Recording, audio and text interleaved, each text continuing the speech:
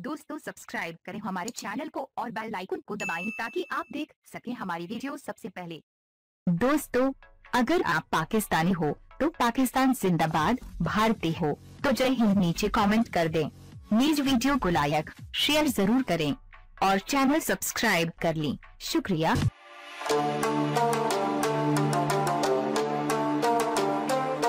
पाकिस्तान ने ऑस्ट्रेलिया के खिलाफ टॉस जीतकर पहले बैटिंग करते हुए मुकर्ररा 20 ओवर में 6 विकेट के नुकसान पर 147 रन बनाते हुए ऑस्ट्रेलिया को जीत के लिए 148 रन का हदफ दिया।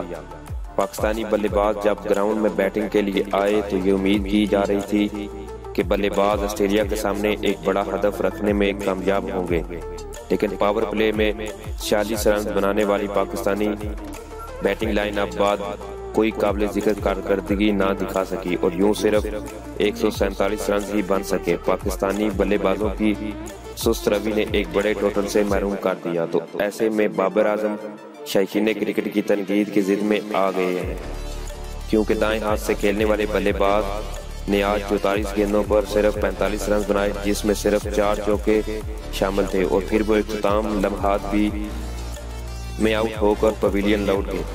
बाबर आजम को पाकिस्तान के कम स्कोर का जिम्मेदार ठहराया जा रहा है, तो दूसरी तरफ उन्हें लालची और खुदगर्ज तक कहा जा रहा है, क्योंकि शौकीन क्रिकेट के ख्याल में वो सिर्फ अपने इनफरादी रिकॉर्ड के लिए ही मैदान में उतरते हैं। आज के मैच में मोहम्मद हफीज 34 बात पर 40 रन बनाए, जिसमें 2 छक्के और 3 चौके शामिल थे।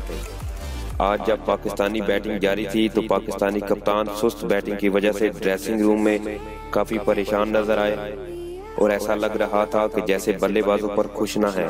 दोस्तों, क्या आप पाकिस्तान के कम हदफ का जिम्मेदार सिर्फ बाबर आजम को ठहराते हैं? अपनी राय नीचे कमेंट जरूर करें। शुक्रिया।